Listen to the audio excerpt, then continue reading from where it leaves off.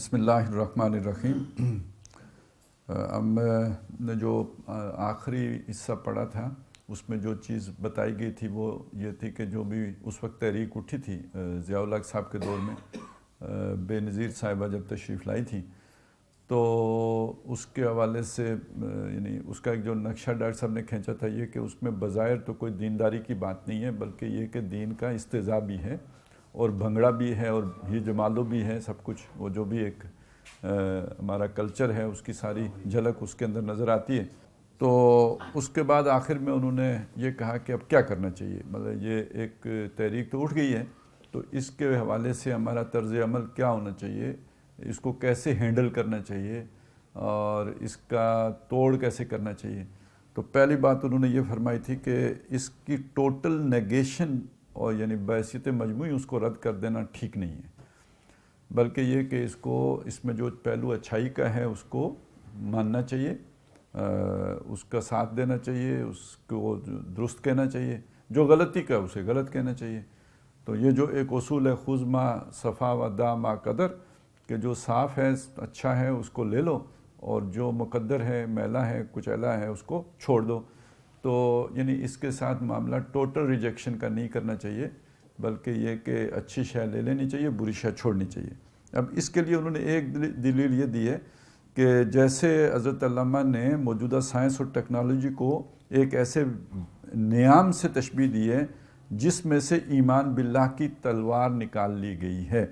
علامہ اقبال کا شعر ہے کہ عشق کی تیغ جگر دار اڑا لی کس نے، علم کے ہاتھ میں خالی ہے نیام ایسا کی۔ یعنی یہ دو چیزوں کا مجموعہ ہوتا ہے، ایک تلوار ہوتی ہے ایک نیام ہوتی ہے۔ تو اب ایک ایسی کیفیت ہو گئی کہ نیام تو ہے ہاتھ میں، بیچ میں تلوار نہیں ہے، اور کون سی تلوار نہیں ہے، عشق کی تلوار نہیں ہے۔ تو وہ علم نیام کی صورت میں رہ گیا ہے۔ علم کے اندر جو شوق اور عشق اور محبت کی جو تلوار ہونی چاہیے تھی وہ ایمان باللہ ہے۔ تو آج کا جو علم ہے اس علم میں اس کا خول تو ہے، اس کا ظاہر تو ہے، اس کی چکا چون تو ہے، لیکن اس کے اندر ایمان باللہ کی تلوار نہیں ہے۔ تو آگے اس کی انہوں نے وضاحت کی تھی کہ اب ضرورت یہ نہیں ہے کہ نیام کو پھاڑ دو، نہ پھاڑ سکتے ہیں، ظاہر علم کو ختم تو نہیں کر سکتے، آنکھیں جو دیکھتی ہیں اور اب دوربین کے سمجھ دیکھتی ہیں، اور کان جو دوربین ہی نہیں خوردبین کے ساتھ بھی دیکھتی ہیں، اور جو کان سنتے ہیں اور جو ہمارے آواز کی گرفت میں آتا ہے، ظاہر ہے اس کو ختم نہیں کیا جا سکتا، تو نیام نہیں ختم کی جا سکتی۔ ضرورت اس امر کی ہے کہ اس میں ایمان باللہ کی تلوار ڈالی جائے۔ تو یعنی اس سٹرکچر کو تباہ کرنے سے کچھ فائدہ نہیں ہوگا، نہ کر سکتے ہیں آپ، وہ تو دیوار سے سر ٹکرانے والی بات ہے یہ۔ اچھا، پھر اس میں دوسری دلیل ڈاکٹر صاحب نے یہ دی تھی کہ علامہ اقبال تو اس معاملے میں اتنے مطلب وہ پریکٹیکل تھے کہ وہ انہوں نے مارکسزم کی بھی ٹوٹل نیگیشن نہیں کی تھی، مکمل رد انہوں نے مارکس کے فلسفے کا بھی نہیں کیا، بلکہ اس میں بھی کہا کہ اگر اس میں بھی ایمان اور اللہ کو داخل کر دیا جائے تو یہ اسلام بن جائے گا، Marxism plus God is equal to Islam. تو یعنی وہ جو ڈاکٹر صاحب کہتے ہیں نا کہ اس کا رستہ روکنا تو آپ کے لیے ممکن نہیں ہوگا، اس کو اسلامائز کر لیں گے تو کام چلے گا۔ یہ ہماری بات آ کے یہاں پہ مکمل ہوئی تھی۔ اب آگے پڑھتے ہیں، یعنی جہاں سے ہم نے پڑھنا اب شروع کرنا ہے۔ بنا بری، یعنی اس بنیاد پر فکر اقبال کی روشنی میں اس وقت کرنے کا اصل کام یہ ہے کہ پاکستان کی عوامی سیاست کے عظیم دھارے کے آگے بند باندھنے کی لا حاصل ہی نہیں اور حد درجہ مضر اور خطرناک کوشش کی بجائے، یعنی بند باندھنے کا طریقہ کیا ہو سکتا ہے، آپ کرفیو لگا دیں۔ بند باندھنے کا طریقہ کیا ہو سکتا ہے، آپ مارشل لا لگا دیں۔ بند باندھنے کا طریقہ یہ ہو سکتا ہے کہ آپ گولیاں برسائیں اور بھگا دیں۔ تو یعنی آپ اسے بالجبر روکنے کی کوشش کریں۔ تو کہتے ہیں یہ لا حاصل ہے۔ پہلی بات یہ کہ یہ عوامی جذبات ہیں، ان کا آپ توڑ نہیں کر سکتے، ان کو آگے روک نہیں لگا سکتے۔ اور یہ بلکہ ادھر ہی ڈاکٹر صاحب ایک شعر بھی سنایا کرتے تھے کہ پاتے نہیں راہ تو چڑھ جاتے ہیں نالے، رکتی ہے میری تباہ تو ہوتی ہے رواں اور۔ تو جب آپ اس کے آگے بند باندھیں گے تو یہ سیلاب لے آئے گا۔ تو یہ لا حاصل ہے۔ اچھا، لا حاصل ہی نہیں، پھر ساتھ کا حد درجہ مضر اور خطرناک، ضرر اور یعنی خطرے کے باعث، اس لیے کہ ہمارا ملک بہرحال کوئی بھی ایسا اندرونی اگر خلفشار ہوتا ہے تو جو بھی گدھ دائیں بائیں آگے پیچھے اوپر نیچے موجود ہیں تو وہ اپنا لچ تلنے کے لیے یا اپنا وہ جو بھی مردار خوری کے لیے جو ہے وہ بالکل تیار بیٹھے ہیں. ابھی میں کل پرسوں کو آرٹیکل دیکھ رہا کہ ہندوستان میں جو تحریک چل رہی ہے سکھوں کی وہ ابھی مطلب وائلنٹ نہیں ہوئی ہے, پرامن تحریک ہے, لیکن یہ کہ اس کے حوالے سے بھی کہیں کینیڈا وغیرہ میں کچھ اس طرح کے مطلب اب کالم چھپنے شروع ہو گئے ہیں کہ عالمی برادری نوٹس لے, اور یہ ہندوستان جو ہے ایک ایٹمی طاقت ہے اور اس کا شیرازہ بکھرنے والا ہے اور ایٹم بم کہیں خطرناک ہاتھوں میں نہ چلا جائے. مطلب اس طرح کی چیزیں ہندوستان کے حوالے سے اگر چل پڑی ہیں تو سوچیں اگر پاکستان میں اس طرح کا مسئلہ ہو تو پھر تو بہت خطرناک ہاتھوں میں جانے کا خطرہ ہو جائے. ابھی تو محفوظ ہاتھوں میں ہے, تو پھر یہ کہ خطرناک ہاتھوں میں جانے کا خطرہ ہو جائے. یہ ہوتا ہے وہ پھر جو ایک نیریٹو آ جاتا ہے. تو وہ ممالک کے جو کہیں کانٹے کی طرح کھٹکتے ہوں تو وہ اس طرح کی کسی بات کو یعنی ان کے لیے اچھی نہیں ہوتی. یہی وجہ ہوتی ہے کہ جب اس طرح کی کوئی سچویشن بنتی ہے اور وہ اول تو بنتی نہیں, بنی جائے تو وہ شیخ کیا ہوتا ہے وہ جی گجرانوالہ سے پہلے ہی ہیلی کاپٹر آ جاتا ہے ادھر چیف ایگزیکٹو سے ملاقات کرنے کے لیے, تو ایشو سیٹل ہو جاتے ہیں. جس نے بحال ہونا ہوتا ہے وہ بحال ہو جاتا ہے, جس نے نہیں ہونا ہوتا وہ نہیں ہوتا ہے. لیکن یہ کہ یہ افورڈ نہیں کیا جا سکتا کہ عوامی ریلا جو ہے جینین والا وہ کہیں اسلام آباد کے حدود میں داخل ہو جائے. وجہ اس کی یہ ہے. تو یہ حد درجہ مضر بھی ہے. اس میں ایمان و یقین کی چاشنی اور حکمت و معرفت کی روشنی شامل کرنے کی کوشش کی جائے. یعنی وہ اس زمانے میں وہ ایک بالکل بے دین قسم کی وہ بات تھی, چونکہ وہ پیچھے اس کا نقشہ کھینچ چکے ہیں, تو اس لیے وہ کہتے ہیں کہ بھئی اس کے اندر یہ اپنے آپ حقوق مانگتے ہیں تو یہ غلط بات نہیں ہے. یہ اگر اپنے آزادی مانگتے ہیں, سیاسی حقوق مانگتے ہیں تو یہ غلط بات نہیں ہے. لیکن یہ جو اس کے ساتھ بے دینی ہے اس کا علاج کرنے کے لیے یعنی اس کے آگے بند باندھنا تو خطرناک ہوگا, لیکن یہ کہ اگر ہم اس میں ایمان کی چاشنی ڈال دیں, مارکسزم کے اندر گاڈ داخل کر دیں, یا اس بے نیام یہ کیا ہے بے خدا نیام میں وہ تلوار جو ہے ایمان باللہ کی داخل کر دیں, تو یہ ایک کرنے کا کام ہے. اب وہ چونکہ ہم ساتھ موجودہ تحریک کو بھی لے کے چل رہے تھے تو اس میں نے بطور خاص دیکھا تھا جو انہوں نے پتہ نہیں کتنے مطالبے کیے ہیں, جو حکومت جو ایک چارٹر ڈیمانڈ کوئی کیا ہے نا, تو اس میں 12ویں نمبر پر جو یعنی اسلامی شکیں ہیں ان کا تحفظ یقینی بنایا جائے گا. بھی مولانا فضل الرحمان صاحب نے شامل کروائے, تو ہاں اس میں 12ویں نمبر پہ ہے. پہلے 11 باتیں تو ہو رہی ہیں لیکن 12واں نمبر جو ہے نا انہوں نے اس کو دلوایا ہے. تو بہرحال یہ اصل میں ایک چیز دیکھیں, جیسے یہاں ایک بات سمجھائی گئی, یہ بڑی حکیمانہ بات ہے. آپ کسی بھی جیسے ایک تحریک کی بات ہو رہی ہے, اسی طرح ہر فرد کی بھی بات ہوتی ہے کہ آپ اس کو کسی ایک برائی کی وجہ سے اگر ریجیکٹ کر دیں گے تو اس کی کسی اچھائی کو بھی اس سے بھی محروم ہو جائیں گے. یہ اللہ کے نبی صلی اللہ علیہ وسلم نے بھی بات سمجھائی ہے اور بیویوں کے حوالے سے سمجھائی ہے کہ اگر اس کی کوئی ایک بات تمہیں بری لگتی ہے تو اس میں کوئی اللہ نے اچھی باتیں بھی رکھی ہوں گی, تو ان اچھی باتوں پر غور کر لو. تو اسی طرح جتنے بھی کریکٹر ہمارے ارد گرد ہوتے ہیں, یہ صرف بیوی کا مسئلہ نہیں ہے, آپ کے دوست کا مسئلہ بھی ہے, آپ کے بھائی کا مسئلہ بھی ہے, آپ کے تمام رشتہ داروں کا مسئلہ بھی ہے, آپ کے تمام کولیگز جن کے ساتھ آپ کا اٹھنا بیٹھنا ان سب کا یہ مسئلہ ہے کہ ان میں اگر آپ کو کوئی شے بری لگتی ہے تو اس کو بالکل چھوڑ دینا, اس کی جو بھلی باتیں ہیں ان سے بھی محروم ہو جانے کا پر منتج ہوتا ہے. تو اسی کو یہ سمجھ لیجئے کہ جو نظریات بھی ہوتے ہیں ان کے ساتھ بھی ایسا ہی ہوتے ہیں, اور جو تحریکیں ہوتی ہیں ان کے ساتھ بھی ایسا ہی ہوتے ہیں. اور اب آپ دیکھیے کہ جس تحریک کی بات ہو رہی ہے وہ تحریک ایک ایسی تحریک تھی کہ جس میں مطلب لوفر پونا تھا. اب اس کے مقابلے میں بہرحال یہ آج کل جو کچھ ہے وہ بہت مطلب وہ یہ کچھ اختلاط مرد و زن تو ہے لیکن بہرحال اتنا لوفر پانا نہیں ہے.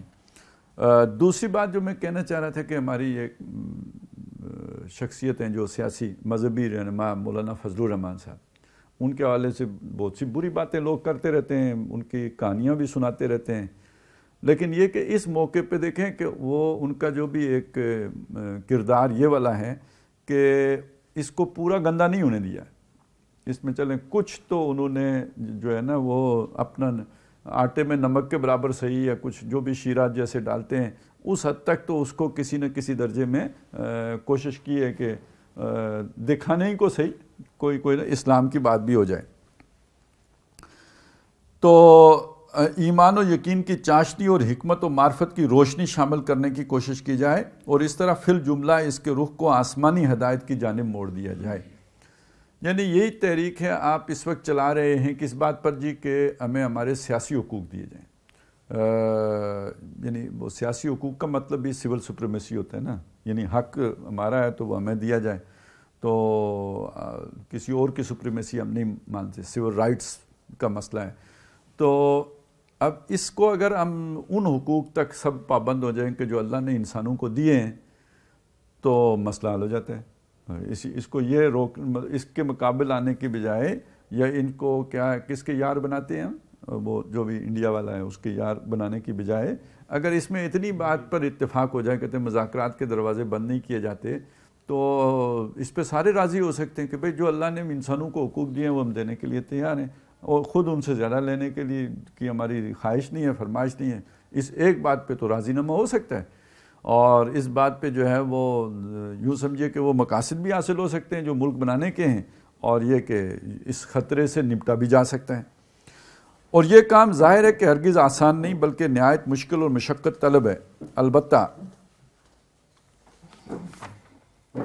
इसके ज़िमन में एक बहुत अहम और मुअस्सर किरदार अदा कर सकते हैं वो लोग जो इकबाल के मद्दा और शहदाई और उनके फ़िक्र और फ़लसफ़ा और हिकमत और बसीरत से फैज़ हासिल करने वाले और ख़ुद को उनकी जानिब मंसूब करने वाले हैं। यानी ये चूँकि डॉक्टर साहब के जो भी ये ख़िताब था या जो मकाला जो आप सुना रहे थे तो वो जो वो है ना इकबाल की क्या है मजलिस इकबाल, तो उनके ज़ेर एहतमाम ये सेमिनार था और अल्लामा इकबाल की बरसी पर था। तो अब उनको मुखातिब हैं कि असल में तो ये मैं सारी बात जो मैंने की है फ़िक्र इकबाल की रोशनी में की है, हल पेश किया है इसका। तो फ़िक्र इकबाल के आप हो ना वो मुताल्लिक कह लें या उससे अपना ताल्लुक़ जोड़ने वाले, तो ये आपका फरीज़ा है कि आगे बढ़कर ये काम आप करें। और ये जो मौजूदा इस वक्त की कैफियत है तो असल में अगर आप देखें तो ये जो एआई तरीके हैं इनके पीछे भी तो फ़िक्र इकबाल ही है ना। वो पहली शख्सियत के जिसने उठाने की कोशिश की है और सूरे इसराफिल फूंका है या बांगे दरा कही है तो वो अल्लामा इकबाल ही है। और उसके बाद ही वो जो तय महराब मस्जिद सोए हुए शेख हरम थे वो भी बेदार हुए हैं और कुछ कफन फाड़ के ही बेदार हुए हैं। और उसके साथ साथ ये है कि जो फरंगी बुतकदे में खोए हुए लोगों की भी बाजियाफ्त हुई है तो फ़िक्र इकबाल की रोशनी में ही हुई है ना, फ़िक्र इकबाल के ज़रिए ही हुई है। तो अब ये जो जितनी भी तहरीकें हैं वो जमात इस्लामी हो या जो डॉक्टर साहब ने मेहनत की है उसके जो नताइज हैं तो ये उनका फरीज़ा है ना कि इसमें वो फिर अपना हिस्सा डालें और वो उस चीज़ की तरफ लोगों की रहनुमाई करें। ये सुबहान अल्लाह पढ़ने का वक्त तो नहीं है कि आप अपनी मस्जिद में और खानकाह में बैठ जाएं, बल्कि अब लोगों के लिए आगे बढ़कर रहनुमाई फराहम करें। इसलिए कि इकबाल के मुतज़क्करा बाला फार्मूले के मानिद एक बज़ाहिर निहायत सादा लेकिन बबातन हद दर्जा मुहकम फार्मूला ये भी है कि वो इकबाल का कौन सा फार्मूला था, Marxism plus God is equal to Islam, उस फार्मूले की बात हो रही है। तो अब उसी पर कहते हैं कि एक और फार्मूला भी है जो डॉक्टर साहब पेश कर रहे हैं कि पाकिस्तान की बका और इस्तेकाम सिर्फ़ और सिर्फ इस्लाम से वाबस्ता है। पाकिस्तान बन तो गया है लेकिन बाकी रहना और इसका मुस्तहकम होना, एक मजबूत मुल्क बनना, ये इस्लाम के बगैर मुमकिन नहीं है, सिर्फ इस्लाम के साथ वाबस्ता है। और एयाए इस्लाम का वाहिद ज़रिया है तजदीद ईमान और ईमान का वाहिद मंबा और सरचश्मा है कुरान हकीम। और दौर हाज़िर में एयाए कुरान का एक नहायत अहम और मुअस्सर ज़रिया है फ़िक्र व कलाम इकबाल। ये यानी एया इस्लाम को ज़िंदा करना। अब इसका मतलब मुर्दा है तो उसको ज़िंदा करना है ना, तो अभी वो मुर्दा ही इस मानी में है कि उसका निज़ाम अब दुनिया में कहीं पे कायम नहीं है, तो अब उसे ज़िंदा करना है, उठाना है, नशत सानिया करनी है। इस एया के लिए जो ज़रूरी चीज़ है वो तजदीद ईमान है। तजदीद ईमान यानी इस वक्त जो मुसलमान है वो कानूनी मुसलमान हैं, तो ये अपना ईमान ताज़ा करें, شعوری ایمان لائیں. جیسے کہ نبی صلی اللہ علیہ وسلم کے دور میں مسلمان تھے, وہ تو سارے علا وجل بصیرت ایمان لائے تھے نا, وہ تو کافر تھے پہلے. ایمان ان کو سمجھ میں آیا اسلام, تو انہوں نے اسے قبول کیا. تو وہ ادعو الی اللہ علی بصیرۃ انا ومن اتبعنی. تو ہمارا معاملہ تو یہ نہیں ہے نا, ہم تو اس لیے مسلمان ہیں کہ مسلمانوں کے گھروں میں پیدا ہوئے. تو اگر آپ یہ چاہتے ہیں کہ اسلام غالب ہو تو اس کی لازمی شرط یہ ہے کہ وہ ایسے لوگ پیدا ہوں کہ جو شعوری طور پر ایمان لائے ہوں, جیسے کہ صحابہ کرام لائے تھے. انہوں نے اسلام غالب کیا تھا, اس لیے کیا تھا کہ ان کا ایمان شعوری تھا. تو اب بھی جن کا شعوری ایمان ہوگا وہی اسلام غالب کر سکتے ہیں. اس کے بغیر تو کہانیاں سنائی جا سکتی ہیں, اسلام نہیں غالب کیا جا سکتا. تو یہ اس کی لازمی شرط ہے. اور ایمان کا واحد منبع اور سرچشمہ ہے قرآن حکیم. اور قرآن اور دور حاضر میں احیاء قرآن کا ایک نہایت عام اور مؤثر ذریعہ ہے فکر و کلام اقبال. اب یہاں پہ ڈاکٹر صاحب نے کوئی بات کی ہے, کوئی سمجھ آئیے؟ یعنی ہماری روایتی بات کیا ہوتی ہے, قرآن کس ذریعے سے سمجھیں گے ہم؟ سنت سے. ٹھیک ہے نا, قرآن کو سنت سے سمجھا جا سکتا ہے, اور یہ بات بالکل ٹھیک ہے. یہاں ڈاکٹر صاحب نے قرآن سمجھنے کے لیے کیا بات کہی ہے؟ ہاں, لیکن اب الفاظ میں دوبارہ پڑھوں گا تو آپ ذرا غور کیجئے گا ان الفاظ پہ. اور دور حاضر میں احیاء قرآن, یعنی قرآن بھی مردہ ہو گیا, اس کو بھی زندہ کرنا پڑے گا.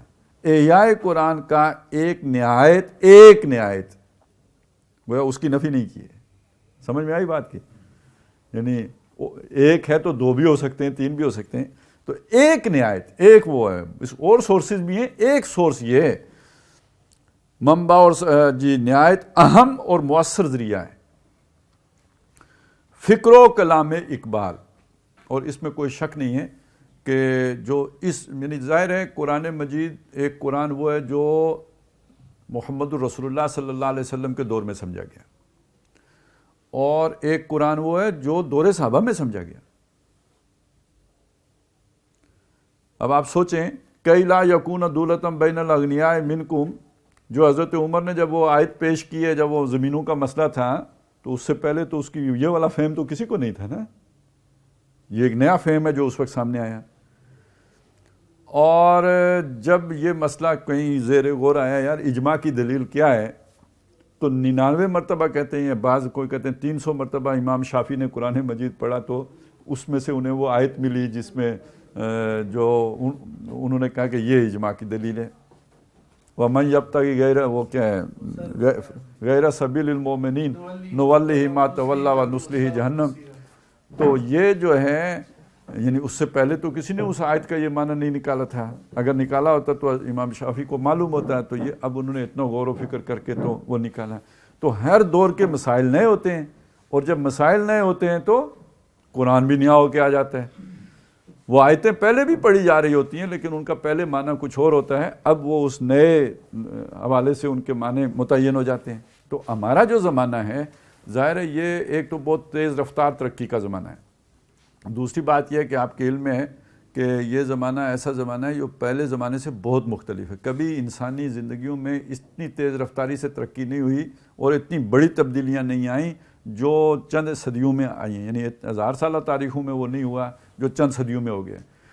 ویسے تو آدمی اپنا ہی سوچے نا تو پاگل ہونے کی والی بات ہو جاتی ہے. میں مطلب جب ہم چھوٹے تھے, یعنی یہ تو صرف ہماری زندگی میں ہوا, تو یہ ایک وہ ہوتا تھا, ایک جیسے یہ توا نہیں ہوتا, اس طرح کی ایک شے ہوتی تھی, اس کے اوپر ایک وہ پن سی رکھ دیتے تھے, تو وہ گھومتا رہتا تھا, تو اس میں سے پھر آواز آتی تھی. وہ جو بھی لوگ گانے شانے سنتے تھے نا, یہ والی چیز ہوتی تھی. وہ پورا ہاں جی گراما فون ہوتا تھا, ہماری طرف اسے کہتے تھے چانجر. ٹھیک ہے. تو یہ شادی والے دن دیکھنا نصیب ہوتا تھا. جس کے گھر میں شادی ہوتی تھی تو یہ بزرگ تشریف اس دن لاتے تھے. تو وہ پھر نہ وہ مطلب ایک عجوبہ شے ہوتی تھی کہ یار دیکھا گر وہ گھوم رہا ہے اور یہ اور آواز نہیں کر رہی ہے. اچھا وہ دیکھ کے پھر جناب کچھ عرصے کے بعد خیر وہ ریڈیو بھی ہر گھر میں نہیں ہوتا تھا، کسی کسی گھر میں ریڈیو ہوتا تھا، اور وہ سیلون ایک جو اسٹیشن ہوتا تھا، مجھے یہ پتہ نہیں سری لنکا کا تھا کہ کس کا تھا، اس سے جو ایک نغمے صدا بہار نغموں کا ایک پروگرام صبح صبح آتا تھا، صبح تلاوت کی جگہ پہ، تو مطلب اس طرح کی چیزیں. پھر وہاں سے چلے جناب ٹیپ ریکارڈر آ گیا، اور جو مطلب صدا بہار تو اب سننے کی ضرورت ہی نہیں ہے، بس آپ کے پاس کیسٹ ہے، آپ نے ڈالی کیسٹ اور ٹھک دبائی جو مرضی سنو آپ اپنی پسند. پہلے تو خط لکھتے تھے نا جی، ریڈیو جلند اس کو دوردرشن کو تو پتہ نہیں کس کو، تو پھر وہاں سے کچھ جو ہے نا وہ آتا، آپ کی فرمائش کے مطابق گانا لگتا تھا، فرمائشی پروگرام. اب یہ ہو گیا کہ جناب آپ کے ہاتھ میں جیب میں نکالی کیسٹ ٹھک، اور اچھا یہ بہت بڑی نعمت آ گئی. اور پھر جناب کرتے کرتے اس سے بات آگے بڑھی تو سیڈیاں آ گئیں، پھر ڈی وی ڈیاں آ گئیں، پھر اب کارڈ شارڈ، پھر اینڈرائڈ، اور پھر کہانی ختم ہو گئی. مطلب آپ دیکھیں بھئی ایک زندگی میں کتنی بڑی تبدیلی آ گئی. اچھا یہ تبدیلی تو اس طرف ہے نا. اب آپ سوچیں کہ ایک معاشرہ جو قبائلی معاشرہ ہے، قبائلی معاشرہ بدل گیا، اب کوئی قبیلہ ہی نہیں رہا.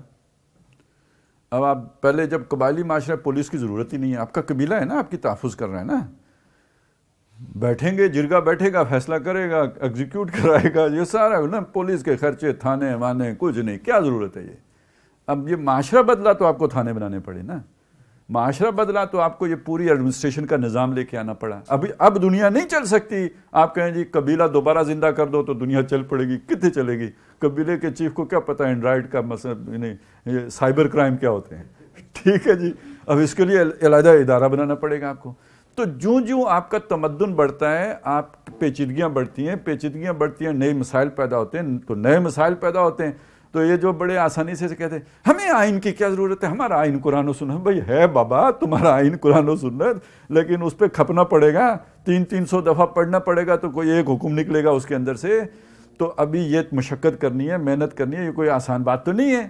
اور اس کے لیے پھر آپ کو وہ ساری اب اسے کوڈیفائی کرنا ہے. اگر مطلب ایک تو یہ ہے نا معلوم کر لینا کہ اس مسئلے میں قرآن مجید کی یہ رائے، اب اسے قانون کی شکل دینا، قانون کی زبان میں لکھنا، کوڈیفائی کرنا، تاکہ جناب اسے وکیل پڑھیں اور پھر عدالت میں دلائل دیں کہ جج صاحب کی بھی سمجھ میں آئے.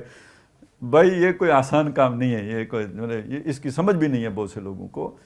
تو جو کہنے کی بات تھی وہ یہ تھی کہ اس اعتبار سے یعنی آج کے مسائل کو سامنے رکھتے ہوئے قرآن مجید کا فہم حاصل کرنے کے اعتبار سے علامہ اقبال کا کلام ایک جو ہے ایک بہت مؤثر ذریعہ ہے. یہ بات ڈاکٹر صاحب کہہ رہے ہیں. لہٰذا آپ نے اگر ایمان کی تحریک پیدا کرنی ہے تو ایمان کی تحریک پیدا کرنے کے لیے یعنی آپ نے اسلام غالب کرنا ہے تو ایمان کے بغیر نہیں ہو سکتا، ایمان پیدا کرنا ہے تو قرآن کے بغیر نہیں ہو سکتا، قرآن سمجھنا ہے تو اقبال کے بغیر نہیں سمجھا جا سکتا. یہ ہے اصل میں ایکویشن. جیسے وہ Marxism plus God is equal to Islam تھا، تو ایک ایکویشن یہ بھی ہے، ایک مساوات یہ بھی ہے جس کو ذہن میں رکھنا چاہیے. اس لیے کہ جیسے کہ میں نے ہمیشہ کہا ہے اور علی وجہ البصیرت کہا ہے، یعنی ایک تو بندہ کہنا ہوتا ہے نا روبوٹ بھی کہہ سکتا ہے. ابھی میں نے کیسٹ کا بات کی تھی تو کیسٹ بھی چل سکتی ہے. تو میں نے یہ ایسا نہیں کہ میں نے کوئی رٹایا رٹو توتا ہوں، میں نے یہ بات کہی ہے، علی وجہ البصیرت کہی ہے، میرا اپنی سوچ کا نتیجہ یہ ہے. اور آج پھر کہہ رہا ہوں اور ڈنکے کی چوٹ کہہ رہا ہوں کہ عہد حاضر کے ذہنی و فکری ظروف و احوال میں قرآن حکیم کی عظمت کا جس قدر انکشاف اقبال پر ہوا اور کسی پر نہیں ہوا.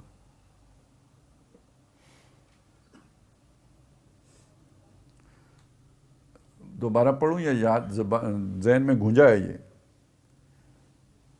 ذرا پھر اس انداز کو دیکھیں. میں نے ہمیشہ کہا ہے.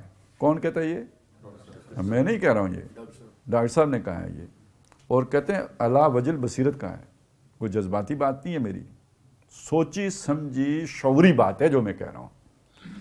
آج پھر کہہ رہا ہوں اور ڈنکے کی چوٹ پہ کہہ رہا ہوں.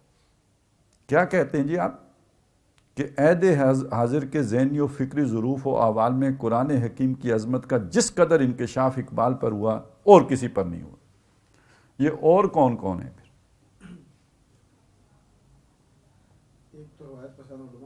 سارے مجمع علیہ. اب یہ ڈاکٹر صاحب کی جو کھیر سے استفادہ کرنے والے ہیں وہ کہتے ہیں جناب وہ تو ہم تو اس سے نہ دائیں ہوں گے نہ بائیں ہوں گے، اس کا مطلب ہے، اور اقبال تو چل رہا سی، تو گویا اس پوری فکر ہی کا کی جڑ کٹ جاتی ہے نا. اور موجودہ دور کی اعلیٰ ترین علمی و فکری سطح پر قرآن کے علم و حکمت اور ہدایت اور معرفت کی تعبیر و تبیین.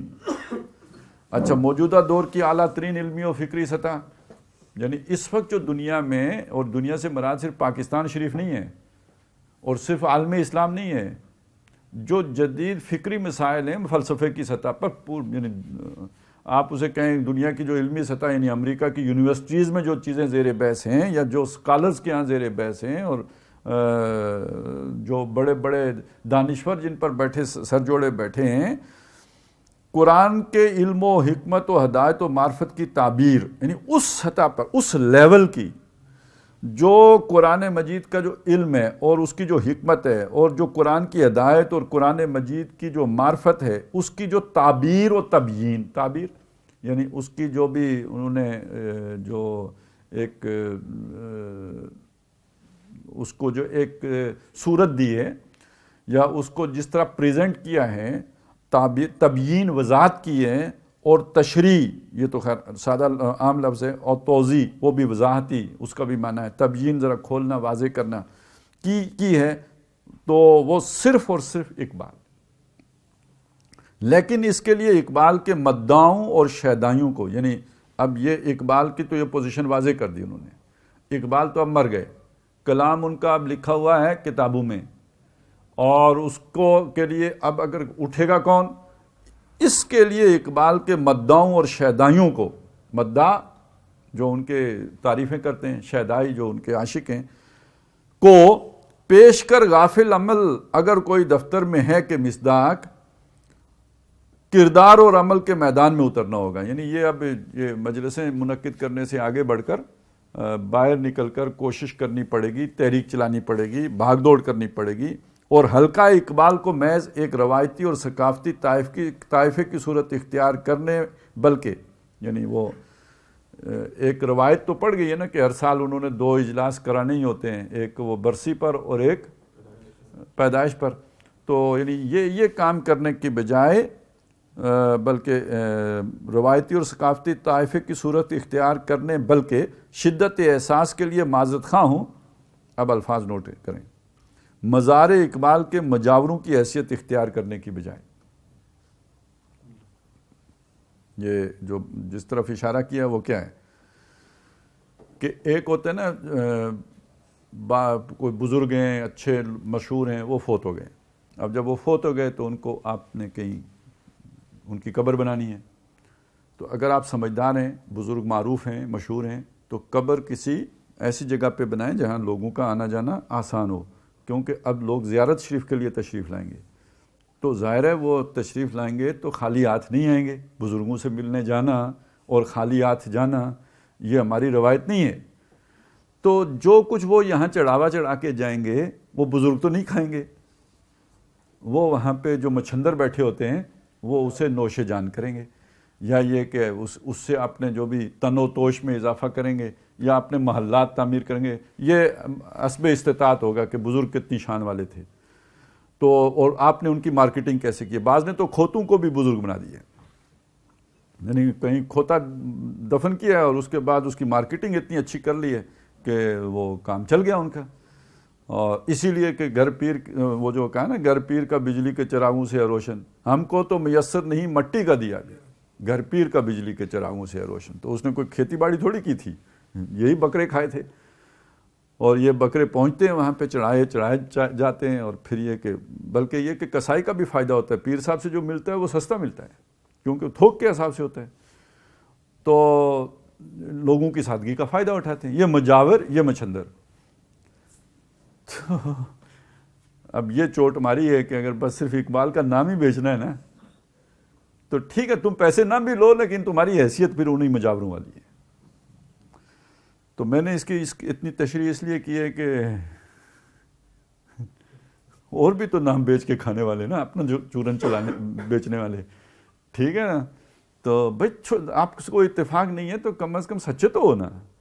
کہہ دو بھئی ہمارا ان سے اتفاق نہیں ہے اور ہم اپنے جو ہے نا اپنا سودا خود بنائیں گے اور خود بیچیں گے، تو پھر تو چلیں، پھر اختلاف کی بات رہ جائے گی، پھر صرف اختلاف کی بات رہ جاتی ہے۔ لیکن جب آپ لوگوں کو چونا لگائیں اور کھوتا دفن کریں تو پھر بتانا پڑتا ہے یار وہ گل نہیں ہے گئی، وہ اس قبر تو کوئی خیر نہیں نکلنا، یہ بتانا پڑتا ہے، پھر کیا کریں۔ تو اب مزار اقبال کے مجاوروں کی حیثیت اختیار کرنے کی بجائے خود اقبال کی خانقاہ سے بھی باہر نکل کر رسم شبیری ادا کرنی ہوگی، اور اس کے لیے انہیں اس ہمت و جرت، محنت و مشقت، ایثار اور قربانی اور بے نفسی اور بے غرضی کے علاوہ جو کسی بھی عظیم مقصد کے لیے لازمی اور لابدی ہیں حسب ذیل عملی اقدامات کرنے ہوں گے۔ یعنی ایک تو یہ درویشی اختیار کرنی پڑے گی، وہ تو نکلنا ہی پڑے گا، وہ مشقتیں اٹھانی پڑیں گی، وہ تو ایک تبلیغ والے نکلتے ہیں ہمارے ہاں، ان کا آپ کو پتہ ہی ہے پھر کتنی، وہ اگر سے روزے پہ ہی جاؤ تو تب بھی اوش ٹھکانے آ جاتے ہیں۔ اولاً جس دین، یعنی اس کے علاوہ جو عملی اقدامات ہیں وہ یہ، اولاً جس دین و شریعت کے نام لیوا اور علم بردار ہیں، یعنی ظاہر ہے اگر دوسروں کو دین کی دعوت دینی ہے، ایک تحریک کے اندر دین کا رنگ بھرنا ہے تو اس کے علم بردار بن کے تو جانا پڑے گا، اس پر خود عمل پیرا ہونا۔ یعنی وہ کیا جو مودودی صاحب نے کہا تھا کہ جو اس ملک میں اسلام غالب دیکھنا چاہتا ہے پہلے اپنے 6 فٹ کے بدن پر اسلام غالب کرے، تو خود عمل پیرا ہونا۔ اور اگر جان کی امان پاؤں تو عرض کروں گا کہ اقبال کے مداحوں اور شیدائیوں کے لیے سب سے مشکل اور کٹھن مرحلہ یہی ہے۔ ان کے لیے تو داڑھی رکھنا مشکل ہے، تو اس طرف آنا تو ان کے لیے بہت ہی مشکل ہے، اس لیے کہ انہوں نے خود اقبال کی بے عملی کو سند کا درجہ دے دیا ہے۔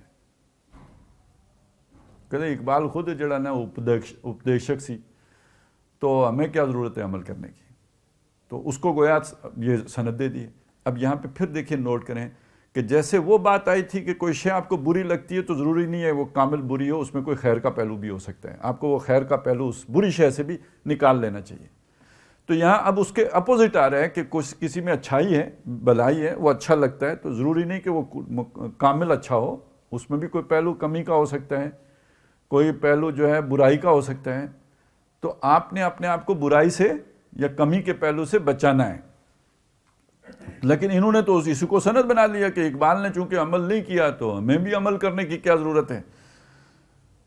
حالانکہ قطع نظر اس سے کہ خود حضرت علامہ نے اپنی بے عملی اور تن آسانی کا ہمیشہ ایک کمی کی حیثیت سے برملا اعتراف کیا، انہوں نے یہ نہیں کہا کہ اسی کوئی عمل نہیں کر دے، مطلب یہ انہوں نے فخریہ تو نہیں بیچ میں، انہوں نے اپنے آپ کو، یعنی اس کو ایک اپنی کمزوری، اپنی کمی، اپنی کوتاہی کے طور پر اس کا ذکر کیا ہے، اور اسے کبھی سند کی حیثیت سے پیش نہیں فرمایا۔ ان کے فکر کے علو و عظمت کے پیش نظر ان کی بے عملی کی کوئی اہمیت نہیں رہتی۔ اچھا، یہ اب ڈاکٹر صاحب نے ایک اور بات کہی ہے کہ دیکھیں ایک آدمی ہے، اس میں محنت کا جذبہ ہے، علم کا حصول کا جذبہ بھی ہے، شوق بھی ہے، کچھ صلاحیت بھی ہے، لیکن یہ چیزیں اس کی ایوریج ہیں، مطلب وہ بالکل تھوڑی تھوڑی چیزیں ہیں اس کی۔ اس کے مقابلے میں ایک دوسرا آدمی ہے، اس میں عمل کا بالکل کوئی جذبہ نہیں ہے، لیکن وہ علم کے اعتبار سے اس سے چگنا اوپر ہے، تو اس کا عمل اور اس کا علم جمع کر کے بھی اس کے علم جتنا نمبر نہیں لے سکتا۔ تو اب اس اعتبار سے جب آپ ناپیں گے تو اس کے جو ہے وہ پوزیشن بہتر ہو جائے گی، یہ زیادہ جو ہے وہ جسے کہتے ہیں کہ مستند ہو جائے گی اس کی وہ حیثیت۔ تو اس اعتبار سے ڈاکٹر صاحب کہہ رہے ہیں کہ اقبال کا علمی مقام اتنا بلند ہے، اتنا اونچا ہے کہ اگر ان کی عمل میں کمی بھی تھی تو وہ ان کا علمی خود ایک عمل کی مثال ہے، یعنی وہ بات کہہ دینا ہی بڑا مشکل ہے جو اقبال کہہ لیتے تھے۔ بلکہ بلا مبالغہ مجھ ایسے لاکھوں انسانوں کا عمل ان کی بے عملی پر نچھاور کیا جا سکتا ہے، لیکن دوسرا کون ہے جو اس کا مدعی بن کر سامنے آ سکے؟ مولانا مودودی مرحوم نے حضرت علامہ کو صوفیاء کے ملامتیہ گروہ سے متعلق قرار دیا ہے۔ یہ نیا کٹا کھولے ڈاکٹر صاحب. یہ بعض صوفیاء ہوتے ہیں. اصل میں یہ بھی ذہن میں رکھیں کہ جیسے دولت کا نشہ ہے، جیسے ہوتا ہے نا علم کا بھی نشہ ہوتا ہے، یعنی دھوکہ لگ جاتا ہے نا. جیسے بندے کو دولت کا دھوکہ لگ گیا، کسی کو اقتدار کا دھوکہ لگ جاتا ہے، اسی طرح بعض لوگوں کو علم کا دھوکہ لگ جاتا ہے. تو جیسے بعض لوگوں کو علم کا دھوکہ لگ جاتا ہے، اسی طرح بعض لوگوں کو عمل کا دھوکہ لگ جاتا ہے. اور میں تہجد گزار بندہ، جس نے باقی لوگ ستے ہونے نے تو میں راتی کھڑا ہو کے اللہ دے آگے جنا آؤ زاری کر رہا ہوں نا. تو اب یہ مطلب ایک فخر کی بات تو ہو گئی نا، باقیوں سے بہتر ہونے کی بات ہو گئی. تو یہ جو اللہ والے ہوتے ہیں ان کی لوگوں میں عزت تو ہو ہی جاتی ہے، اللہ ان کی عزت بڑھا دیتا ہے. اب اس کے سے انہیں ڈر لگتا ہے کہ میرے اندر وہ غرہ نہ پیدا ہو جائے، تو وہ پھر کچھ نہ کچھ کرتوت کرتے ہیں کہ لوگ ہمیں برا کہیں، کوئی گناہ کا کام کرتے ہیں کہ لوگ ہمیں ملامت کریں. تو یہ ایک یوں سمجھے آغاز تو اسی طرح ہوا ہوگا جیسے میں نے آپ کے سامنے کہا. پھر کچھ ایسے لوگ پیدا ہوئے کہ جو کم ہی سارے ہی ملامتیاں والے کر دینے، مطلب وہ کوئی نیک عمل ہی نہیں کرتے، سارے الٹے کام. یہ رستے کھلے نا چرس کے، پنگ کے، ننگ کے، دڑنگ کے، تو یہ اصل میں یہ اس کے پیچھے یہ وہ ساری چیزیں کہ ہماری ملامت کی جائے. تو ایسے لوگوں کو جن کی سوچ یہ ہوتی ہے، جو شریعت پر عمل نہیں کرتے اس وجہ سے کہ لوگ ہمیں برا کہیں، اچھا نہ سمجھیں، ان کو کہا جاتا ہے یہ ملامتی ہے، یعنی یہ اپنی ملامت کرانا چاہتے ہیں. تو اب علامہ اصل میں جو مودودی صاحب نے بات کی ہے اس کو سمجھیں کہ جو بلند فکر علامہ اقبال نے دی ہے، اگر ان کا عمل بھی کچھ ہوتا تو پھر لوگ تو ان کی کہیں پوجا ہی نہ شروع کر دیتے. یعنی وہ تو پھر بہت ہی ایک جسے کہتے ہیں نا ایک کامل قسم کی شخصیت بن جاتی. یہ اللہ کی حکمت نہیں تھی، لہٰذا وہ عملی اعتبار سے کمزور رہے.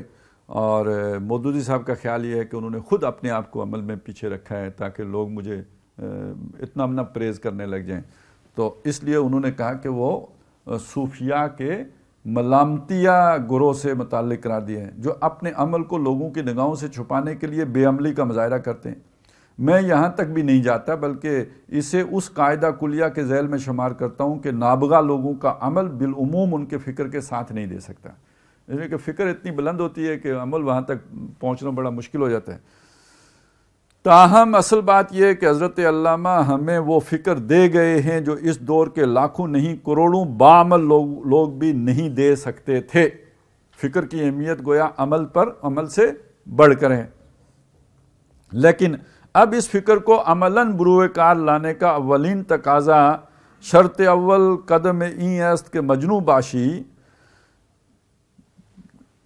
یعنی اس کام کی پہلی شرط یہ ہے کہ پاگل ہو جا، مجنون، دیوانہ ہو جائے، تجھ پہ جنون، یعنی لوگ سمجھیں کہ یہ بس ہر طرف سے کٹ کے اس طرف کا ہو گیا ہے.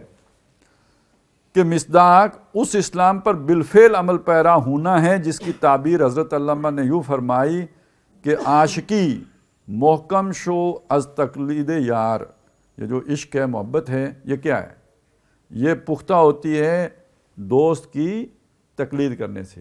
تو اللہ تعالیٰ کے احکام کی تابعداری کرنے سے محبت کا تقاضا پورا ہوتا ہے.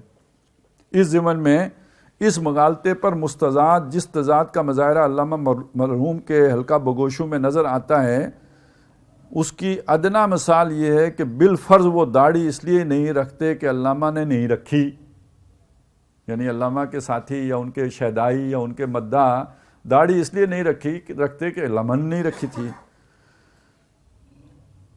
تو اسی دلیل کے تحت اپنے گھروں میں پردہ کیوں نہیں راج کرتے، حالانکہ اس موضوع پر حضرت علامہ کے افکار و آراء بھی نہایت واضح اور روز روشن کی طرح آیا ہیں، اور ان کا عمل تو اس سے بھی کہیں زیادہ روشن و تابناک ہے. خود انہوں نے اس معاملے میں اس ضمن میں اس وقت مزید کچھ عرض کرنے سے اس لیے گریز کرتا ہوں کہ اس دور میں حضرت علامہ کے اس شعر کا مصداق کامل میں ہوں کہ کیا فائدہ کچھ کہہ کے بنوں اور بھی ماتوب، پہلے ہی خفا مجھ سے ہیں تہذیب کے فرزند. یہ وہ دور ہے نا جب ڈاکٹر صاحب نے پردے پہ باتیں کی تھی تو پھر وہ مظاہرے بھی ہوئے تھے اور کافی کچھ ہوا تھا. تاہم یہ صرف ایک مثال ہے کہ آسکن سے گلستان من بہار مرا. ثانین، یعنی پہلا کام تو یہ کہ خود اللہ کے بندے بنو، وہ تحریک چل رہی ہے، خطرہ ہے، مضر ہے، راستہ روک نہیں سکتے، اس میں ایمان داخل کر سکتے ہیں، ایمان داخل کرنے کے لیے فکر اقبال بڑی کارگر ہے، لیکن اس کے لیے پہلا قدم اقبال کے مدعوں کو اٹھانا چاہیے، اور پہلے قدم کا پہلا تقاضا یہ ہے کہ خود اس فکر پر عمل پیرا ہوں، اس پر جو ہے نا اپنے وجود پر اس کو نافذ کریں۔ دوسرا، ثانیاً اس عظیم مقصد کے لیے علماء کرام کا تعاون حاصل کیا جائے، اور اس ضمن میں حضرت علامہ کی ان تنقیدوں اور لطیف اور مزاحیہ انداز کی ان پھبتیوں کے ساتھ ساتھ جو انہوں نے روایتی ملا پر چست کیے ہیں، ان کے اس طرز عمل کو نگاہ میں رکھا جائے کہ انہوں نے ہمیشہ علماء حق کا احترام کیا، یہاں تک کہ اپنے تمام تر مرتبہ علمی و فکری کے باوجود بالغ نظر اور وسیع الذہن علماء سے خالص طالب علمانہ انداز میں کسب فیض میں کبھی اپنی توہین یا سبکی محسوس نہیں کی۔ چنانچہ علامہ سید سلیمان ندوی کے ساتھ ان کی خط و کتابت اس پر شاہد و عادل ہے۔ معلوم یہ ہوا کہ اقبال جس ملا پہ تنقید کرتے ہیں وہ عام جسے ملا کہتے ہیں اس پر کرتے ہیں، وہ جو واقعی علماء ہیں ان کی وہ قدر کرتے ہیں۔ خصوصاً فقہ و قانون اسلامی کے ضمن میں اس دور میں اجتہاد کے سب سے بڑے داعی اور علم بردار ہونے کے باوجود، یعنی سب سے بڑے داعی یعنی اجتہاد ہونا چاہیے اور اجتہاد کا دروازہ کھلنا چاہیے، علامہ اقبال ہیں، اس کے باوجود انہوں نے خود اپنے آپ کو کبھی مجتہد مطلق نہیں سمجھا، بلکہ اس کے باوجود کہ عربی زبان پر انہیں عبور حاصل تھا، قرآن ان کے رگ و پے میں سرایت کیے ہوئے تھا، اور خود وہ تمام عمر قرآن میں غوطہ زنی کرتے رہے تھے، حکمت دین ان کے ذہن و فکر کی جزو لا ینفک تھی، اور تفقہ فی الدین ان کا اوڑھنا بچھونا تھا۔ قانون اسلامی کی تدوین نو کے ضمن میں انہیں کبھی یہ خیال تک نہیں آیا کہ وہ تنہا اس کے اہل ہیں۔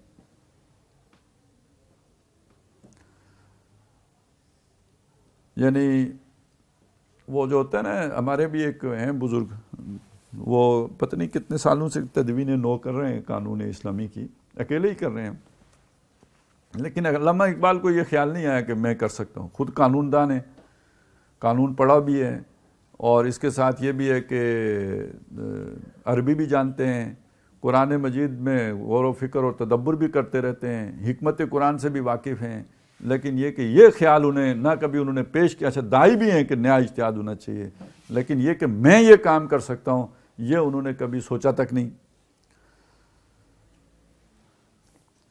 بلکہ کسے معلوم نہیں کہ وہ اپنی حیات دنیاوی کے آخری ایام تک بحقی وقت مولانا سید محمد انور شاہ کاشمیری رحمۃ اللہ علیہ سے درخواست فرماتے رہے کہ وہ کسی طرح لاہور منتقل ہو جائیں تو دونوں مل کر وقت کی اس اہم ترین ضرورت سے عہدہ برا ہونے کی کوشش کریں، کیونکہ وہ اصل میں ان علوم میں مہارت رکھتے تھے اور ان فنون کو جانتے تھے، اور جدید دور کے تقاضوں سے علامہ واقف تھے، تو ہم دونوں مل کر یہ کام کر سکتے ہیں۔ نہ تنہا ان کے خیال میں وہ کر سکتے تھے، نہ تنہا اقبال کر سکتے تھے، بلکہ دونوں مل کے یہ کام کر سکتے تھے۔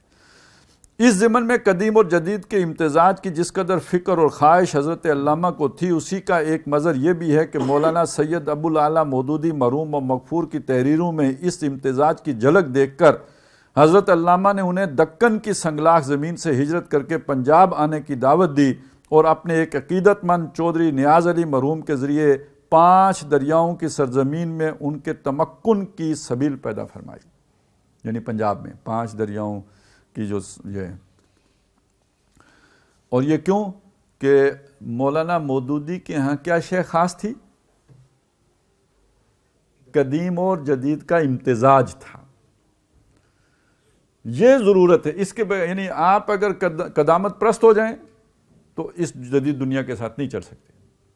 لیکن ایک بڑی اہم بات ہے، اس کو سمجھ لیں، یہ جو امریکہ میں ابھی ہوا ہے، آپ کو کوئی سمجھ ہے کہ یہ کیا چکر ہے؟ یہ کیا جنگ ہے؟ ٹرمپ کے کچھ لوگوں نے آ کے جو چڑھائیاں کی ہیں، اور اس کا نتیجہ یہ نکلا کہ جو ریپبلکن جو وہ کانگریس والے تھے یا وہ جو عوام نمائندگان میں جو بیٹھے، انہوں نے بھی ٹرمپ کے خلاف ووٹ دیے۔ وہ جارجیا پہ اعتراض ہوا تھا، تو جب یہ ہنگامہ ہوا اس کے بعد وہ اعتراض ہی انہوں نے واپس لے لیا. چل اعتراض حالانکہ انہوں نے کیا تھا کہ بھئی ہمیں اعتراض ہے. اس کے بعد ایک اور ریاست پہ اعتراض ہوا تھا, وہ بھی اس پہ بھی کوئی اسی طرح کا چیز, ایک وہ پھر رہ گیا, وہ اس پہ ووٹنگ ہوئی. اور یہ پہلے پہ بھی وہ جارجیا پہ ہوا تھا, تو اس پہ جب ووٹنگ ہوئی تو ووٹنگ میں وہ جو ریپبلکن پارٹی کے لوگ تھے, یعنی ٹرمپ کی پارٹی کے لوگ, انہوں نے بھی ادھر ووٹ دیا. 60 لوگوں نے اس کے حق میں ووٹ دیا, یعنی یہ اعتراض کے حق میں, اور باقی پتہ نہیں 172 کے 73 نے جو ہے اس کے خلاف ووٹ دے دیا. یعنی 150 سے اوپر تھے وہ جنہوں نے اس کے خلاف ووٹ دے دیا, اور اس میں ان کے لوگ بھی شامل تھے. یہ اس میں ہوا ہے جو ہاؤس آف ریپریزنٹیٹیوز ہے اس کے اندر یہ ہوا ہے.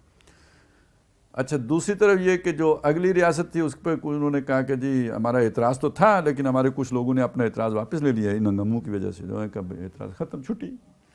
تو تیسرا وہ پنسلوانیا کے کیا بلا ہے اس کی کچھ وہ ہوا ہے اس میں, اور اس پہ بھی ووٹنگ ہوئی ہے اور وہ بھی خلاص ہو گئے. تو اس کا مطلب یہ ہے کہ یہ اور تقسیم ہے, یہ ڈیموکریٹک اور ریپبلکن کی تقسیم نہیں تھی, یہ کوئی اور تقسیم ہے. اس اور تقسیم کو سمجھ لیجئے کہ مغرب میں بھی, صرف امریکہ میں نہیں, یورپ میں بھی ایک ایسا گروہ ایک عرصے سے روبہ عمل ہے, اور کہ جو اس ساری جو بھی جو سیکولرزم ہے یا جو لبرل اقدار ہیں ان کا مخالف ہے. وہ روایت پرست گروہ ہے, وہ معاشرے کو واپس پرانی روایت پہ لے کے جانا چاہتے ہیں.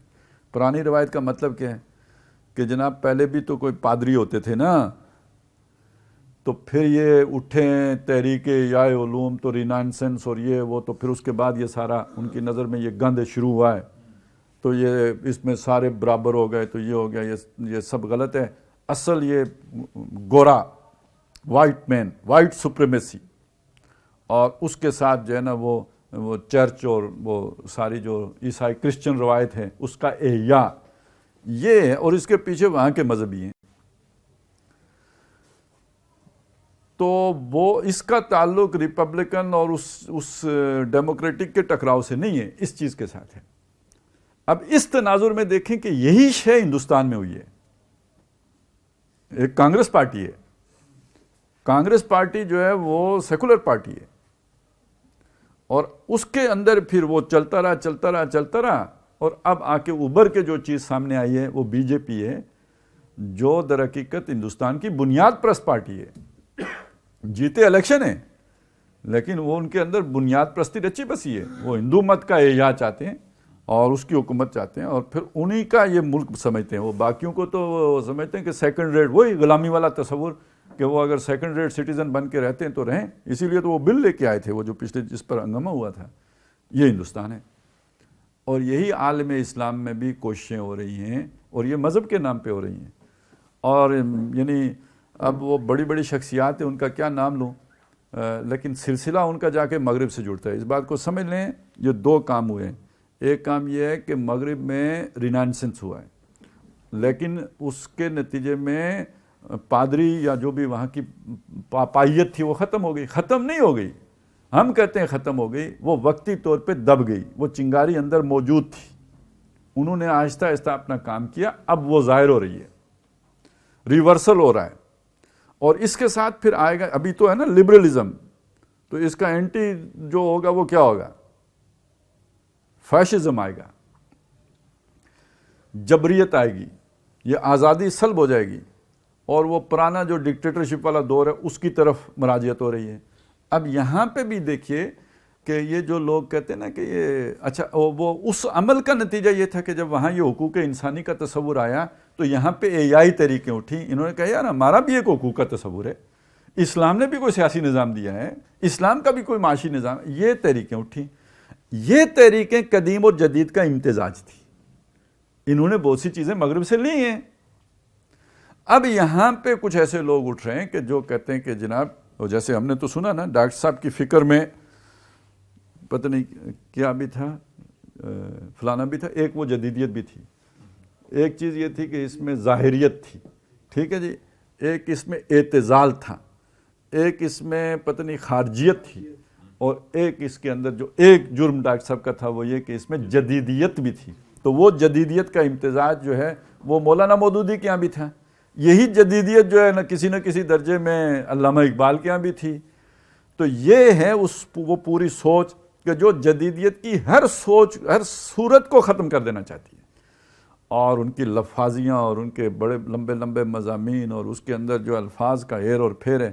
تو اس کے جو یہاں پہ جو سب سے اونچی شخصیت لاہور میں بیٹھی ہوئی ہیں، ان کے جو استاد ہیں، جو ان کے استاد ہیں حسن عسکری صاحب، ان کی روایت جو ہے وہ انہی جو پادری ہیں مغرب میں ان سے جا کے جڑتی ہے، کیونکہ وہاں پہ بھی جدیدیت مخالف تحریک موجود تھی. بڑے لائق فائق لوگ تھے جو اس جدیدیت کی مخالفت کر رہے تھے اور وہ اندر اندر چل رہی تھی. اور اب اس جدیدیت کی مخالفت کا نتیجہ، جدیدیت تو ختم ہوگی، چلیں آپ کر لیں گے ختم، توڑ دیں گے، پھوڑ دیں گے، یہ سارا نظام گرا دیں گے، تو پھر نکلے گا کیا؟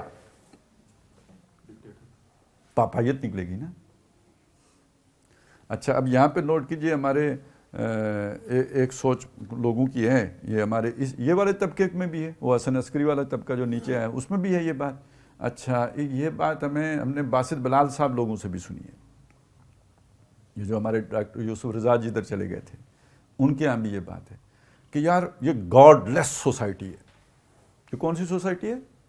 گاڈ لیس سوسائٹی ہے. ہاں جی، گاڈ لیس سوسائٹی ہے. تو یار وہ جو پادری گاڈ کی بات کرتے ہیں، بڑے جی والے گاڈ کی، ان کا تو ساتھ دینا چاہیے نا. تو پھر انہیں پادریاں تھلے، اور یہ پادریوں کا خدا وہ ہے جس کی نفی قرآن نے کی ہے. تو اس پہ بڑی پیاری بات ڈاکٹر ذاکر نائک نے کہی ہے. اس نے کہا یار ہمارا کلمہ ہے لا الہ الا اللہ. اس جدید تہذیب نے آ کے لا الہ تو کر دیا نا، تم الا اللہ کر دو. بات سمجھ میں آ گئی نا؟ تم واپس وہ بات لے کے آنا چاہتے ہو جو پادری خدا بن کے بیٹھے ہوئے ہیں. اتخذوا احبارهم ورهبانهم اربابا من دون اللہ، ان کو تو اکھاڑ کے اس جدید تہذیب نے پھینکا ہے نا. اب یہ پورا جو ہم نے پڑھا اس میں کیا بات تھی؟ آپ اس میں ایمان کی تلوار داخل کر دو. نیام تو ہے نا خالی ہاتھ میں. وہ جو یہاں پہ خباثت کی تلوار گھسی ہوئی تھی وہ انہوں نے نکال کے پھینک دی ہے. آپ کے لیے جگہ خالی کریے، روم کریٹ ہو گیا ہے، اب آپ اس میں ایمان باللہ کی تلوار داخل کرو. آپ کہتے ہو نہیں ہم پادریوں ہی کی تلوار دوبارہ داخل کریں گے. تو یہ کون سے عقل کی بات ہے؟ تو بہرحال یہ ابھی یہ جو بھی جھگڑا ہوگا دنیا میں، یہ تھرڈ ورلڈ وار جو ہونی ہے یہ اس قدیم اور جدید کے جھگڑے کے نتیجے میں ہوئی. اب امریکہ تو غیر مستحکم ہونے جا رہا ہے. یہ ابھی تو اس کے جو 10-12 دن ہیں، دیکھیں یہ کیا کچھ لنکا ڈاتا ہے. لیکن یہ کہ بہرحال یہ تحریک نہیں ختم ہوگی، یہ اتر بھی گیا. تو اندرا گاندھی بھی تو ایک دفعہ ہار گئی تھی نا، اور بی جے پی بھی ہار گئی تھی. اب جو دوبارہ آئی ہے تو کیسی آئی ہے؟ تو اس لیے یہ تحریک امریکہ سے اب نہیں ختم ہوگی، اس کے عدم استحکام کا آغاز ہو چکا ہے. اور یہ یاد رکھیے امریکہ کا عدم استحکام صرف امریکہ کا عدم استحکام نہیں ہے، یہ پوری دنیا کا عدم استحکام ہے.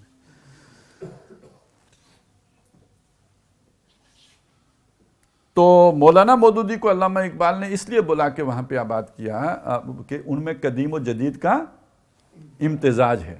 تو اس جنگ کو ٹال کون سکتا ہے، برج کون کر سکتا ہے قدیم و جدید کو؟ جن میں امتزاج ہو، جن میں دونوں چیزیں جمع ہوں. یہ وہ جگہ تھی جہاں ڈاکٹر صاحب اپنے آپ کو پلیس کرتے تھے. یہ وہ جگہ تھی جہاں ڈاکٹر صاحب نے مودودی صاحب کو بھی پلیس کیا ہے. اور یہ وہ جگہ ہے جسے ہم انحراف کہتے ہیں، تنظیم کھسکی ہے اور وہ قدیم کی طرف گئی ہے. مجھے حضرت علامہ کے اس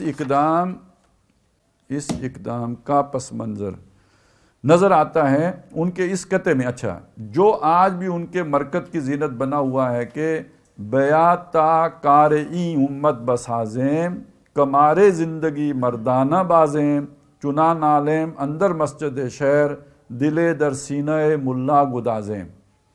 بیا کا مطلب تاکہ کار ای امت، اس امت کا کام، سازیں بسازیں سازگار کریں، سنواریں، بنائیں، بگاڑنے کے مقابلے میں سنوارنا. کمارے زندگی کا جوا، یا یہاں پہ اس کا مطلب بازی، زندگی کی بازی. مردانہ بازیں، مردوں کی طرح کھیلیں، بازی کھیلیں، یعنی مقابلہ کریں.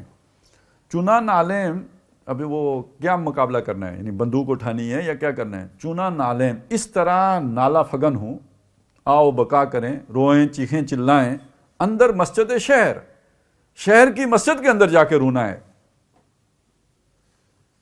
کہاں جا کے رونا ہے؟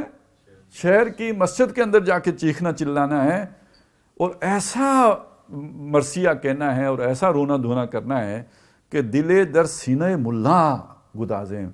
یہ جو ملا کے دل میں سینے کے اندر رکھا ہوا دل ہے نا، اس میں کوئی گداز پیدا ہو جائے. وہ کوئی عام دل نہیں ہوتا کہ بڑا جلدی اس میں گداز پیدا ہو جائے.